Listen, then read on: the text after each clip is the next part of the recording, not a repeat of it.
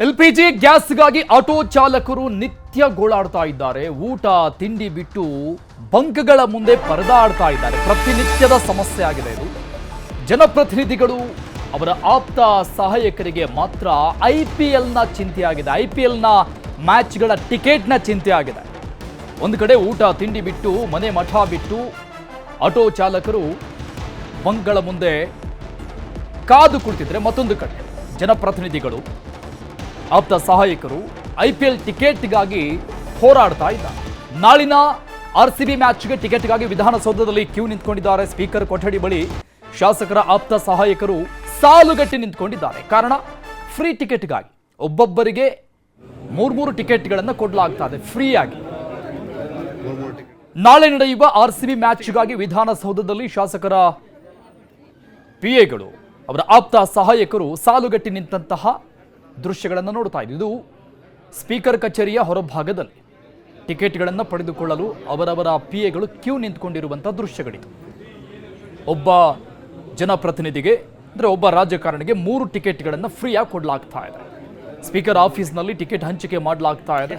ಹೀಗಾಗಿ ಟಿಕೆಟ್ ಪಡೆಯೋದಕ್ಕೆ ಶಾಸಕರು, ಸಚಿವರ ಆಪ್ತ ಸಹಾಯಕರು ಕ್ಯೂ ನಿಂತ್ಕೊಂಡಿರೋದು ಒಂದು ಕಡೆ ಆದರೆ, ಮತ್ತೊಂದು ಕಡೆ ಕಳೆದ 15 ದಿನಗಳಿಂದ ಈ ಸಮಸ್ಯೆ ಬಗ್ಗೆ ಬಾಯಿ ಬಡ್ಕೊಳ್ತಾ ಇದ್ದಾರೆ. ಪಾಪ ಒದ್ದಾಡ್ತಾ ಇದ್ದಾರೆ ಹೇಗೆ ಜೀವನ ಮಾಡೋದು ಅಂತ. ಆಟೋ ಚಾಲಕರು ಅತಿ ಹೆಚ್ಚಿನ ಹೊಡೆತ ಬಿದ್ದಿರುವಂಥದ್ದು ಹೋಟೆಲ್ ಉದ್ಯಮ ಮತ್ತು ಆಟೋ ಚಾಲಕರ ಪ್ರತಿನಿತ್ಯದ ಜೀವನಕ್ಕೆ ಈ ಆಟೋ LPG ಗ್ಯಾಸ್ ಸಮಸ್ಯೆ ಹಿನ್ನೆಲೆಯಲ್ಲಿ ಎಲ್ಲರಿಗೂ ಸಮಸ್ಯೆ ಆಗಿದೆ. ಆದರೆ ಇವರಿಗೆ ಒಂದು ತೂಕ ಜಾಸ್ತಿ ಅನ್ನುವಂಥ ಮಟ್ಟಿಗೆ ಈ ಸಮಸ್ಯೆ ಹೊಡೆತ ಕೊಟ್ಟಿದೆ. ಆದರೆ ಎರಡು ದೃಶ್ಯವನ್ನು ನೋಡ್ತಾ ಇದ್ದು ನಾವು. ಒಂದು ಕಡೆ ಟಿಕೆಟ್ಗಾಗಿ ಸಾಲುಗಟ್ಟು ನಿಂತಿರೋದಾದ್ರೆ, ಮತ್ತೊಂದು ಕಡೆ ಜೀವನಕ್ಕಾಗಿ ಸಾಲುಗಟ್ಟು ನಿಂತ್ಕೊಂಡಿದ್ದಾರೆ. ನಾನು ಮನೆಗೆ ಹೋಗಿ 8 ದಿವಸ ಇವತ್ತಿಗೆ ಗ್ಯಾಸ್ ಸಿಗ್ತಾ ಇಲ್ಲ ನನಗೆ. ಬೆಳಗ್ಗೆ 5 ಗಂಟೆಗೆ ಹಾಕಿ 10ವರೆಗೆ ಗ್ಯಾಸ್ ತುಂಬಿಕೊಂಡು ಬಂದು ಇಲ್ಲಿ ಮಲಗಿದ್ದೀನಿ. ಇಲ್ಲೇ ಪಕ್ಕದಲ್ಲಿ ಮಲಗಿದ್ದೀನಿ. ಡ್ರೈವರ್ ಬಗ್ಗೆ ಯಾರನ್ನ ಕೇಳ್ತಾ ಇದ್ದಾರಾ? ಸರ್ಕಾರ ಬರೀ ತಿನ್ನಕ್ಕೆ ಇರೋದಾ? ಅಲ್ಲಿಂದ IPLಗೆ ಮಾತ್ರ ಮೊದಲು ಇರ್ತಾರೆ. ಮ್ಯಾಚ್ ನೋಡಬೇಕು ಅಂದರೆ, ಬೆಡ್ಡಿಂಗ್ ಹಾಕಬೇಕು ಅಂದರೆ, ಈ ದೇಶದಿಂದ ಈ ದೇಶಕ್ಕೆ ಬೆಡ್ಡಿಂಗ್ ಸಿಗಬೇಕು ಅಂದರೆ ಮೊದಲು ಮುಂದೆ ಇರ್ತಾರೆ ಎಲ್ಲರೂ. MLAನೂ ಇರ್ತಾನೆ, MP ಇರ್ತಾನೆ, ಎಲ್ಲರೂ ಇರ್ತಾರೆ. ಬಡವ್ರ ಬಗ್ಗೆ ಯಾರೂ ಮಾತಾಡಲ್ಲ. ನಿಂತಿದ್ದಾರೆ, ಎಲ್ಲರೂ ನಿಂತ್ಕೊತಾರೆ. ನನ್ನ ಬಗ್ಗೆ ಯಾರು ನಿಂತ್ಕೊತಾರೆ? ನಮ್ಮ ಬಗ್ಗೆ ನಾವೇ ನಿಂತ್ಕೊಳ್ಬೇಕು. ಗಾಡಿನಲ್ಲಿ ನಿಂತ್ಕೊಂಡು ಇರಬೇಕು. ಇಲ್ಲ ಅಂದರೆ ಬೆಳಗ್ಗೆ ಹೋಗಿ ಕ್ಯೂನಲ್ಲಿ ನಿಂತ್ಕೊಳ್ಬೇಕು LPG ಗ್ಯಾಸ್ಗೆ. ಅದೂ ಸಿಗ್ತಾ ಇಲ್ಲ. ಅದೂ ಎಷ್ಟಿಗೆ 300 ರೂಪಾಯಿಗೆ ಹಾಕ್ತಾ ಇದ್ದಾರೆ. ಧ್ವನಿ ಎತ್ತಲ್ಲ ಅಂದರೆ ತಿನ್ನೋಕ್ಕೆ ಸಿಕ್ಕಲ್ಲ. ಇಲ್ಲ ಆಟೋಯಿಂದ ಆಟೋವರು ಯಾರು ಲಂಚ ಕೊಡಲ್ಲ ಸ್ವಾಮಿ. ಏನು ಬೇರೆಯವ್ರು ಲಂಚ ಕೊಡ್ತಾರ, ಅದಕ್ಕೆ ಹೋಗ್ತಾರ ಮೊದಲು MLA ಅವರು. ನಾವೇನು ಲಂಚ ಕೊಡ್ತೀವಾ? ಮೀಟ್ರ್ ಹಾಕ್ತೀವಿ, ಒಯ್ತೀವಿ. ಇಲ್ಲ ಅಂದರೆ ಊಬರು ಎಲ್ಲ ಹೊಡಿತೀವಿ. ಈಗ 5 ಗಂಟೆಗೆ ನಾನು 300 ರೂಪಾಯಿಗೆ ಗ್ಯಾಸ್ ಹಾಕ್ದ ಅವನು 10ವರೆಗೆ. ಈಗ 300 ರೂಪಾಯಿ ಗ್ಯಾಸ್ ಸಾಯಂಕಾಲವರೆಗೂ ಬರುತ್ತಾ ನನಗೆ? ಈಗ ನಿಂತ್ಕೊಂಡಿದ್ದೀನಿ 3 ಗಂಟೆ ಮೇಲೆ ಗಾಡಿ ಎತ್ತೋಣ ಅಂತ. ಈಗ 3 ಗಂಟೆ ಮೇಲೆ ಹೋಗಿ ನಾನು ಮನೆಗೆ ದುಡಿಬೇಕಾ, ಇಲ್ಲ ಕಲೆಕ್ಷನ್ ಕೊಡಬೇಕಾ, ಇಲ್ಲ ಗ್ಯಾಸ್ದು ಎತ್ತಬೇಕು? ಹೇಳಿ. ರಾಜಕಾರಣಿ ಬೇಕಾದ ರಾಜಕಾರಣಿಗಳು ನಾನು ಬಳಿ ಇರೋದು ಲಂಚ ತಿನ್ನೋಕೆನೆ. ರಾಜಕಾರಣಿಗಳು ಇರೋದು ಕೊಳ್ಳೆ ಹೊಡೆಯೋ ರಾಜಕಾರಣಿಗಳು ಮೈನ್ ಪಾಯಿಂಟ್ ಇರೋದು ಅವರು. ಇನ್ನೇನು ಅವರು ಜನಗಳಿಗೇನು ಉಪಕಾರ ಮಾಡೋದ್ರಾಗ ಏನು ಅವರು ಮಾಡೋಂಥದ್ದು ಏನಿಲ್ಲ. ಅವ್ರು ಮಾಡ್ಕೊಳಂಥದ್ದೆಲ್ಲ ಅವರೆಲ್ಲ ಅವ್ರ ಸೇಫ್ಟಿಗೆ ಅವ್ರು ಮಾಡ್ಕೊಂಡಿರ್ತಾರೆ. ನಮ್ಮ ಸೇಫ್ಟಿ ಯಾರು ನೋಡೋದೇ ಇಲ್ಲ. ಅದ್ರ ಮುಂದೆ ಇನ್ನೇನು ಹೇಳೋಕ್ಕಾಗುತ್ತೆ? ನಾವು ನಮ್ಮ ಜೀವನ ಇದೇ ಥರ ಅಂತ ಹೇಳಿ ತಿಳ್ಕೊಂಡು ಹೋಗ್ಬೇಕಷ್ಟೇ. ಜೀವನನೇ ಅದು. ಕೊಂಡರ ಮೇಲೆ ಕೊಳ್ಳೆ ಹೊಡೆಯೋದೇ ಅವ್ರ ಜೀವನ. ಅದಕ್ಕೆ ಇನ್ನೇನು ಮಾಡೋಕ್ಕಾಗಲ್ಲ. ಈಗ ನಮ್ಮ ಪ್ರತಿಯೊಂದರಲ್ಲೂ ಅದೇ ಥರನೇ ಮಾಡೋದು. ಅವ್ರು ಯಾವ್ದ್ರಾಗ ಮಾಡ್ತಾರೆ, ಯಾರು ರಾಜಕಾರಣ ಬಂದರೂ ಅದೇ ಥರನೇ ಮಾಡೋದು. ಅದರಲ್ಲಿ ಅವ್ರು ಮಾಡ್ಕೊಂತಿರ್ತಾರೆ. ನಾವಿನ್ನೇ ಮಾಡೋದು. ನಮ್ಮ ಬಡ ಜನದ ಬಗ್ಗೆ ಯಾರು ಯೋಚನೆ ಮಾಡೋಂಥ ಶಕ್ತಿಯಿಂದ ಅವ್ರಿಗೆ ಇನ್ನೂ ದೇವ್ರು ಕೊಟ್ಟಿಲ್ಲ. ಇಲ್ಲ ಸರ್, ನಮ್ಗೆ ಯಾವ ವ್ಯಾಲ್ಯೂನೇ ತೆಗೆದಾಕ್ಬಿಟ್ಟಿದ್ದಾರೆ ಅವರು. ಪ್ರತಿಯೊಂದು ಏನೇ ಒಂದು ಆದರೂ ಆಟೋ ಡ್ರೈವರೇ ಬೇಕು ಅವರಿಗೆ. ಅವ್ರಿಗೆ ಅಂತಾರ ಪ್ರತಿಯೊಬ್ಬರಿಗೂ ಆಟೋ ಡ್ರೈವರೇ ಬೇಕು. ನಮ್ಮ ಏನೊಂದು ಆಕ್ಸಿಡೆಂಟ್ ಆಗಲಿ, ಒಂದು ರೋಡಲ್ಲಿ ಏನೇ ಆಗಲಿ, ಒಂದು ಗಲಾಟೆ ಆಗಲಿ, ಹೋಗಿ ಪ್ರತಿಯೊಂದಕ್ಕೂ ಫಸ್ಟ್ ಸ್ಪಂದಿಸೋರು ಹೋಗಿ ನಮ್ಮ ಆಟೋದಾರೆ. ಅವ್ರ ಆಟೋದವರಿಗೆ ಇದಿಲ್ಲ. ನಮ್ಮ ಬೇಕಾದ್ರೆ ಬೇಕಾದ್ರೆ ಬೆಟ್ಟಿಂಗು ಆಡ್ತಾರೆ, ಬೆಸ್ಟ್ ಜನ ಆಡ್ತಿರ್ತಾರೆ ಆ ಥರ. ಶಾಸಕರು IPL ಟಿಕೆಟ್ ಕೇಳೋದು ನಾಚಿಕೆಗೇಡು. ಟಿಕೆಟ್ ಕೊಡಿ ಅಂತ ಅಂಗಲಾಚೋದು ಸರಿಯಲ್ಲ ಅಂತ ಶಾಸಕರ ವಿರುದ್ಧ ಮಾಜಿ CM ಸದಾನಂದ ಗೌಡ ಅವರು ಅಸಮಾಧಾನ ವ್ಯಕ್ತಪಡಿಸಿದ್ದಾರೆ. ಹಿಂದೆ ಕೂಡ ಅವರು ಇದರ ಬಗ್ಗೆ ವಿರೋಧ ವ್ಯಕ್ತಪಡಿಸಿದ್ದಾರೆ. ಅವಾಗ ಪರಿಷತ್ನಲ್ಲಿ ಈ ಬಗ್ಗೆ ಧ್ವನಿ ಎತ್ತಿದ್ರು. ಟಿಕೆಟ್ ಕೊಡಿ ನಮಗೆ, ಜನಪ್ರತಿನಿಧಿಗಳಾದಂಥವರಿಗೆ, ನಾವು ಮುಂದೆ ಕೂತು ಮ್ಯಾಚ್ ನೋಡ್ತೀವಿ ಅಂತ ಪ್ರಸ್ತಾಪ ಮಾಡಿದ್ರು. ಆಗ್ಲೂ ಕೂಡ ವಿರೋಧ ವ್ಯಕ್ತಪಡಿಸಿದ್ರು. ಈಗ ಮತ್ತೆ ಮಾತನಾಡಿದ್ದಾರೆ ಈ ವಿಚಾರಕ್ಕೆ ಸಂಬಂಧಪಟ್ಟಂಗೆ.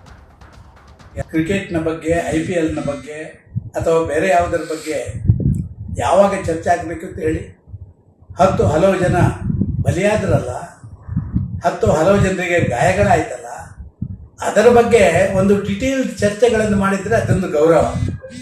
ಇದು ನೂರಾರು ಕೋಟಿ ಖರ್ಚು ಮಾಡಿಕೊಂಡು ಶಾಸಕರಾಗಿ ಬಂದವರು IPL ಟಿಕೆಟ್ 2 ಕೋಟಿ ಅಂತ ಭಿಕ್ಷೆ ಬೇಡ್ತಾರಲ್ಲ, ಇವರಿಗೆ ನಾಚಿಕೆ ಆಗಬೇಕು ಅಂತ ನಾನು ಬಯಸ್ತಾ ಇದ್ದೇನೆ.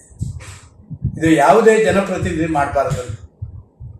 ಬೇರೆ ರೀತಿಯಲ್ಲಿ ನನ್ನ ಕ್ಷೇತ್ರಕ್ಕೆ ಅಥವಾ ಯಾವುದೋ ಒಬ್ಬ ವ್ಯಕ್ತಿಗೆ ಏನಾದರೂ ಸಹಕಾರಗಳು ವಿದ್ಯೆಯಲ್ಲಿ, ಆರೋಗ್ಯದಲ್ಲಿ ಮತ್ತೊಂದು ಮಾಡುವಂಥದ್ದು ಬೇಕಾದರೆ ಭಿಕ್ಷೆ ಬೇಡಲಿ.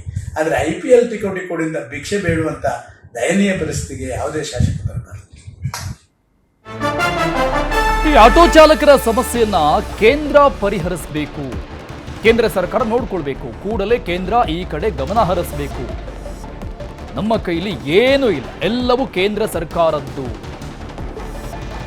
ಅಂತ ಬೆಂಗಳೂರಲ್ಲಿ DCM DK ಶಿವಕುಮಾರ್ ಅವರು ಮಾತನಾಡಿದ್ದಾರೆ. DCM ನಮ್ಮ ಕೈಲಿ ಏನೂ ಇಲ್ಲ, ಎಲ್ಲ ಕೂಡ ಕೇಂದ್ರ ಸರ್ಕಾರದ ಕೈಲಿದೆ, ಅವರೇ ನೋಡಬೇಕು, ಮುಂಜಾಗ್ರತೆ ವಹಿಸೋದ್ರಲ್ಲಿ ಕೇಂದ್ರ ಸರ್ಕಾರ ವಿಫಲವಾಗಿದೆ, ಗಮನ ಹರಿಸಬೇಕು ಈ ಬಗ್ಗೆ ಅಂತ LPG ಗ್ಯಾಸ್ ವಿಚಾರಕ್ಕೆ ಸಂಬಂಧಪಟ್ಟಂಗೆ ಬೆಂಗಳೂರಲ್ಲಿ DCM DK ಶಿವಕುಮಾರ್ ಮಾತನಾಡಿದ್ದಾರೆ.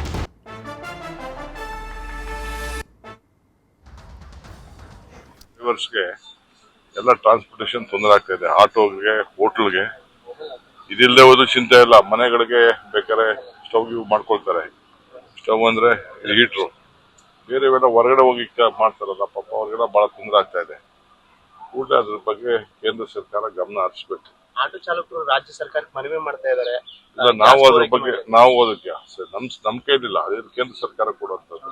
ಕೇಂದ್ರ ಸರ್ಕಾರ ಸರಿಯಾದ ರೀತಿಯಲ್ಲಿ ನೀತಿ ರೂಪಿಸುವಂಥದ್ದು, ಮುಂಜಾಗ್ರತೆ ಮಾಡಬೇಕಾಯ್ತು, ಅದು ವಿಫಲ ಆಗಿದೆ. ಇನ್ಯಾಕೆ ಬಿಜೆಪಿಯವ್ರು ಯಾಕೆ ಅದ್ರ ಬಗ್ಗೆ ಮಾತಾಡ್ತಾ ಇಲ್ಲ? ಬಿಜೆಪಿಯವ್ರು ಹೇಳ್ಬೇಕು, ನಮ್ಮಿಂದ ತೊಂದರೆ ಆಗಿದೆ, ದಯವಿಟ್ಟು ಕ್ಷಮಿಸಿ ಅಂತ ಕೇಳಬೇಕು ಜನರಿಗೆ. ಅವ್ರು ಮಾಡಿರೋ ತೊಂದರೆನೆಲ್ಲ ಮುಚ್ಕೊಳ್ತಾ ಇದ್ದಾರೆ ಅವರೆಲ್ಲ. ಪಾಪ ಆಟೋ ಡ್ರೈವರ್ಸ್ಗೆ ಗ್ಯಾಸ್ ಅಭಾವವನ್ನ ಕೇಂದ್ರ ಸರ್ಕಾರ ಗಂಭೀರವಾಗಿ ಪರಿಗಣಿಸಬೇಕು, ವಿದೇಶಿ ನೀತಿಯನ್ನ ಬದಲಾವಣೆ ಮಾಡಿಕೊಳ್ಬೇಕು. ಎಲ್ಲೆಲ್ಲಿ ಗ್ಯಾಸ್ ಸಿಗುತ್ತೆ ಆ ದೇಶಗಳಿಂದ ತೆಗೆದುಕೊಳ್ಬೇಕು, ಪಡಿಬೇಕು. ಎಲ್ಲಿ ತಪ್ಪಾಗಿದೆ ಅದನ್ನ ಸರಿ ಮಾಡ್ಕೋಬೇಕು ಅಂತ AICC ಅಧ್ಯಕ್ಷ ಮಲ್ಲಿಕಾರ್ಜುನ ಖರ್ಗೆ ವಿಚಾರಕ್ಕೆ ಸಂಬಂಧಪಟ್ಟಂಗೆ ಮಾತನಾಡಿದ್ದಾರೆ. ಯಾವ ದೇಶಗಳಿಂದ ಕ್ರೂಡ್ ಆಯಿಲ್, LPG ಗ್ಯಾಸ್ ದೇಶಕ್ಕೆ ಸಿಗುತ್ತೋ ಅಲ್ಲಿಂದ ಇಂಪೋರ್ಟ್ ಮಾಡ್ಕೊಳ್ಳಿ ಅಂತ ಕಿವಿಮಾತು ಹೇಳಿದ್ದಾರೆ. ಇದನ್ನು ಗಂಭೀರವಾಗಿ ಪರಿಗಣಿಸಬೇಕು ಅಂತ ಕಿವಿಮಾತು ಹೇಳಿದ್ದಾರೆ AICC ಅಧ್ಯಕ್ಷ ಮಲ್ಲಿಕಾರ್ಜುನ ಖರ್ಗೆ ಅವರು.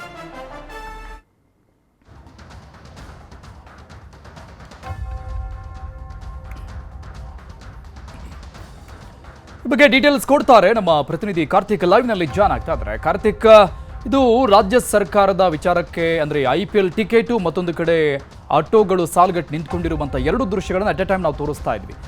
ಜನಪ್ರತಿನಿಧಿಗಳು ಅನಿಸ್ಕೊಂಡಂಥವರ ಹೊಣೆಗೇಡಿತನ, ನಾಚಿಕೆಗೇಡಿನ ಸಂಗತಿ ಅಂತ ಅನಿಸ್ತಾ ಇದೆ 2 ದೃಶ್ಯಗಳನ್ನು ನೋಡ್ತಾ ಇದ್ರೆ.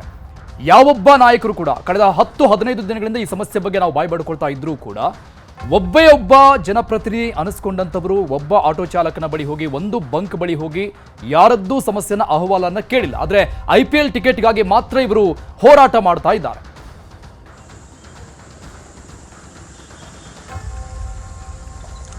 ಅರುಣ್, ಖಂಡಿತವಾಗಿ IPL ಟಿಕೆಟ್ ವಿಚಾರಕ್ಕೆ ಸಂಬಂಧಪಟ್ಟಂತೆ ಬಜೆಟ್ ಅಧಿವೇಶನದಲ್ಲಿ ಶಾಸಕರು ಧ್ವನಿಯನ್ನು ಎತ್ತಿದ್ರು.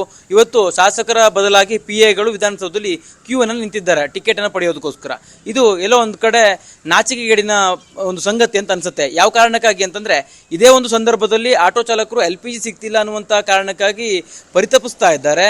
LPG ಬಂಕ್ಗಳ ಮುಂದೆ ಹೈರಾಣ ಆಗ್ತಾ ಇದ್ದಾರೆ. ದಿನನಿತ್ಯ ಅವರು ಕ್ಯೂನಲ್ಲಿ ನಿಂತರೂ ಕೂಡ ಅವ್ರಿಗೆ LPGಗಳು ಸಿಗ್ತಾ ಇಲ್ಲ. ಇಂಥ ಒಂದು ಸನ್ನಿವೇಶ ರಾಜ್ಯದಲ್ಲಿ ಎದುರಾಗಿದೆ. ಇಂಥ ಒಂದು ಸನ್ನಿವೇಶ ಎದುರಾದಂಥ ಸಂದರ್ಭದಲ್ಲಿಯೇ ಈ ಶಾಸಕರ PAಗಳು IPL ಟಿಕೆಟ್ಗೋಸ್ಕರ ವಿಧಾನಸೌಧದಲ್ಲಿ ಕ್ಯೂ ನಿಲ್ಲುವಂಥ ಒಂದು ಕೆಲಸವನ್ನು ಮಾಡ್ತಾರೆ ಅಂತಂದ್ರೆ, ಇದಕ್ಕಿಂತ ನಾಚಿಕೆಗೇಡಿನ ಸಂಗತಿ ಬೇರೆ ಇಲ್ಲ ಅಂತ ಅನ್ಸುತ್ತೆ. ಜೊತೆಗೆ ಇಲಾಖೆಗಳ ಮುಂದೆ ಕ್ಯೂ ನಿಂತು ಜನರ ಸಮಸ್ಯೆಗಳನ್ನು ಬಗೆಹರಿಸಬೇಕಿದ್ದಂಥ PAಗಳು ಅಂದ್ರೆ MLAಗಳ ಮುಖಾಂತರವಾಗಿ PAಗಳ ಕೆಲಸ ಮಾಡಿಸ್ಕೋಬೇಕಿತ್ತಲ್ಲ, ಅಂತ PAಗಳನ್ನ ಇವತ್ತು ಇವರು ಟಿಕೆಟ್ಗಾಗಿ ಕ್ಯೂ ನಿಲ್ಸಿರ್ತಕ್ಕಂಥದ್ದು ಇದಕ್ಕಿಂತ ಒಂದು ಕೆಳಮಟ್ಟದ ರಾಜಕಾರಣ ಮತ್ಯಾವುದೂ ಇಲ್ಲ ಅಂತ ಅನ್ಸುತ್ತೆ. ಜೊತೆಗೆ ಈ ಪರಿಯಾಗಿ ಈ ಒಂದು ಟಿಕೆಟ್ಗೋಸ್ಕರ ಈ ರೀತಿಯಾಗಿ ಇವರು ನಡ್ಕೊಳ್ಬಾರ್ದಿತ್ತು ಅನ್ನುವಂಥ ರೀತಿಯಲ್ಲಿಯೂ ಕೂಡ ಟೀಕೆಗಳು ವ್ಯಕ್ತವಾಗ್ತದೆ. ಸದಾನಂದ ಗೌಡರು ಮಾಜಿ ಸಿಎಂ ಇವತ್ತು ಈ ವಿಚಾರಕ್ಕೆ ಸಂಬಂಧಪಟ್ಟಂತೆ ಪ್ರತಿಕ್ರಿಯೆಯನ್ನು ಕೂಡ ಕೊಡುವಂತ ಸಂದರ್ಭದಲ್ಲಿ ಅವರು ಭಿಕ್ಷೆ ಬೇಡುವಂತ ಒಂದು ಕೆಲಸವನ್ನ MLAಗಳು ಮಾಡಬಾರ್ದಿತ್ತು ಅನ್ನುವಂಥ ರೀತಿಯಲ್ಲಿ ಅವರು ಆಕ್ಷೇಪವನ್ನು ಕೂಡ ವ್ಯಕ್ತಪಡಿಸಿದ್ದಾರೆ. ಸಹಜವಾಗಿ ಈ ರೀತಿಯ ಆಕ್ಷೇಪಗಳು ವ್ಯಕ್ತವಾಗೋದು ಸಹಜ ಅಂತ ಅನ್ಸುತ್ತೆ. ಯಾವ ಕಾರಣಕ್ಕಾಗಿ ಅಂತಂದ್ರೆ ಈಗಾಗಲೇ ರಾಜ್ಯದಲ್ಲಿ ಬೇರೆ ಬೇರೆ ರೀತಿಯ ಸಮಸ್ಯೆಗಳು ಉದ್ಭವವಾಗಿದೆ. ಇಂಥ ಒಂದು ಸಂದರ್ಭದಲ್ಲಿ MLAಗಳ PAಗಳನ್ನ ಬಳಕೆ ಮಾಡಿಕೊಂಡು MLAಗಳು ಟಿಕೆಟ್ ಅನ್ನ ಪಡೆಯೋದಕ್ಕೋಸ್ಕರವಾಗಿ ಕ್ಯೂ ನಿಲ್ಲಿಸ್ತಾರೆ ಅಂತಂದ್ರೆ ಇದು ಯಾವ ರೀತಿಯ ಒಂದು ಸನ್ನಿವೇಶ ಅಂತ ಅನ್ಸುತ್ತೆ. ಜೊತೆಗೆ ಬಜೆಟ್ ಅಧಿವೇಶನದ ಸಂದರ್ಭದಲ್ಲಿ ಈ MLAಗಳು ಟಿಕೆಟ್ಗೋಸ್ಕರವಾಗಿ ಬೇಡಿಕೆ ಇಟ್ಟಿದ್ರಲ್ಲ, ಆ ಸಂದರ್ಭದಲ್ಲಿ ಸಾರ್ವಜನಿಕ ವಲಯದಲ್ಲೂ ಕೂಡ ಸಾಕಷ್ಟು ಟೀಕೆ ವ್ಯಕ್ತವಾಗಿತ್ತು. ಈ ಟೀಕೆ ನಂತರವಾದರೂ ಕೂಡ MLAಗಳು ಸುಧಾರಣೆಯನ್ನು ಮಾಡ್ಕೊಳ್ತಾರೆ ಅನ್ನುವಂಥ ರೀತಿಯಲ್ಲಿ ಅಂದ್ಕೊಳ್ಳಲಾಗಿತ್ತು. ಆದರೆ MLAಗಳ PAಗಳನ್ನೇ ಇವತ್ತು ಅವರು ಟಿಕೆಟ್ಗೋಸ್ಕರ ಕ್ಯೂನಲ್ಲಿ ನಿಲ್ಲಿಸಿರ್ತಕ್ಕಂಥದ್ದು ಸಾಕಷ್ಟು ಚರ್ಚೆಗೂ ಕೂಡ ಗ್ರಾಸ ಆಗಿದೆ. ಜೊತೆಗೆ ಈ ರೀತಿಯಾಗಿ ಇವರು ಜನಪ್ರತಿನಿಧಿಗಳು ಅನ್ಸ್ಕೊಂಡಿರ್ತಕ್ಕಂಥವ್ರು ಜನರ ಸಮಸ್ಯೆಯನ್ನು ಆಲಿಸುವ ಬದಲಾಗಿ IPL ಟಿಕೆಟ್ಗೋಸ್ಕರವಾಗಿ ಇಷ್ಟೊಂದು ಮುತುವರ್ಜಿನ ವಹಿಸ್ತಾರ ಅನ್ನುವಂಥ ರೀತಿಯಲ್ಲೂ ಕೂಡ ಈಗ ಪ್ರಶ್ನೆಗಳು ಉದ್ಭವ ಆಗ್ತಾ ಇದೆ. ಜೊತೆಗೆ ಎಲ್ಲಾ ಪಕ್ಷದ ಶಾಸಕರು ಕೂಡ ಇದರಲ್ಲಿ ಇನ್ವಾಲ್ವ್ ಆಗಿರ್ತಕ್ಕಂಥ ಕಾರಣಕ್ಕಾಗಿ ಎಲ್ಲಾ ಪಕ್ಷದ ಶಾಸಕರ ಅಭಿಪ್ರಾಯವೂ ಕೂಡ ಒಂದೇ ಆಗಿರುವಂಥ ಕಾರಣಕ್ಕಾಗಿ ಜನಪ್ರತಿನಿಧಿಗಳನ್ನ ಜನ ಯಾವ ರೀತಿಯಾಗಿ ನೋಡ್ತಾರೆ, ಜನ ಯಾವ ರೀತಿಯಾಗಿ ಟೀಕೆ ಮಾಡ್ತಾರೆ ಅನ್ನೋದನ್ನು ಕೂಡ ನಾವು ಕಾದು ನೋಡಬೇಕಾಗಿದೆ. ಜೊತೆಗೆ ಈಗಾಗಲೇ ಸಾಮಾಜಿಕ ಜಾಲತಾಣಗಳಲ್ಲಿ ಇದೇ ವಿಚಾರಕ್ಕೆ ಸಂಬಂಧಪಟ್ಟಂತೆ ಸಾಕಷ್ಟು ಟೀಕೆಗಳು ಕೂಡ ವ್ಯಕ್ತವಾಗ್ತದೆ. MLAಗಳು ಕ್ರಿಕೆಟ್ ಅನ್ನ ಆಡೋದಕ್ಕೂ ಹೋಗ್ತಾರೆ ಅನ್ನುವಂಥ ರೀತಿಯಲ್ಲಿಯೂ ಕೂಡ ಚರ್ಚೆಗಳಾಗ್ತದೆ. ಜೊತೆಗೆ 18 ಓವರ್ ಮಾತ್ರ ಕ್ರಿಕೆಟರ್ಸ್ ಫೀಲ್ಡಿಂಗ್ ಅನ್ನ ಮಾಡ್ತಾರೆ, ಇನ್ನುಳಿದ 2 ಓವರ್ ಅನ್ನ MLAಗಳು ಫೀಲ್ಡಿಂಗ್ ಮಾಡಲಿ ಅನ್ನುವಂಥ ರೀತಿಯಲ್ಲಿ ಮೀಮ್ಸ್ ಗಳನ್ನು ಕೂಡ ಮಾಡಿ ಜನ ಹರಿಬಿಡ್ತಾ ಇದ್ದಾರೆ. ಈ ರೀತಿಯಾಗಿ ಕರ್ನಾಟಕದ ರಾಜಕಾರಣಿಗಳ, ಕರ್ನಾಟಕದ ಶಾಸಕರ ಮಾನ ಮರ್ಯಾದೆಗಳೆಲ್ಲವೂ ಕೂಡ ಹರಾಜಾಗ್ತದೆ. ಇದೆಲ್ಲದಕ್ಕೂ ಕೂಡ ಕಾರಣ ಅಂತಂದ್ರೆ ಶಾಸಕರು ಮಾಡ್ಕೊಂಡಿರ್ತಕ್ಕಂಥದ್ದೇ. ಜೊತೆಗೆ ಅಧಿವೇಶನದ ಸಂದರ್ಭದಲ್ಲಿ ಜನರ ಸಮಸ್ಯೆಯನ್ನು ಕೇಳಬೇಕಾಗಿರ್ತಕ್ಕಂಥ ಶಾಸಕರು ಈ ರೀತಿಯಾಗಿ ಟಿಕೆಟ್ಗೆ ಬೇಡಿಕೆ ಇಟ್ಟಂತ ಸಂದರ್ಭದಲ್ಲಿ ಸಹಜವಾಗಿ ಜನ ಆಕ್ರೋಶಗೊಂಡಿದ್ರು. ಇವತ್ತು MLAಗಳ PAಗಳು ವಿಧಾನಸೌಧದಲ್ಲಿ ಕ್ಯೂ ನಿಂತಿರ್ತಕ್ಕಂಥ ವಿಚಾರವೂ ಕೂಡ ಸಾಕಷ್ಟು ಟೀಕೆಗೆ ಕಾರಣ ಆಗಿದೆ. ಈಗಾಗಲೇ ಜನಸಾಮಾನ್ಯರು ಈ ವಿಚಾರಕ್ಕೆ ಸಂಬಂಧಪಟ್ಟಂತೆ ಸಾಕಷ್ಟು ಟೀಕೆಯನ್ನು ವ್ಯಕ್ತಪಡಿಸಿದ್ದಾರೆ. ಆಟೋ ಚಾಲಕರು ಕೂಡ ಇದು ವಿಚಾರಕ್ಕೆ ಸಂಬಂಧಪಟ್ಟಂತೆ ಸಾಕಷ್ಟು ಹರಿಯಾಯುವಂತ ಕೆಲಸವನ್ನು ಮಾಡ್ತಾರೆ.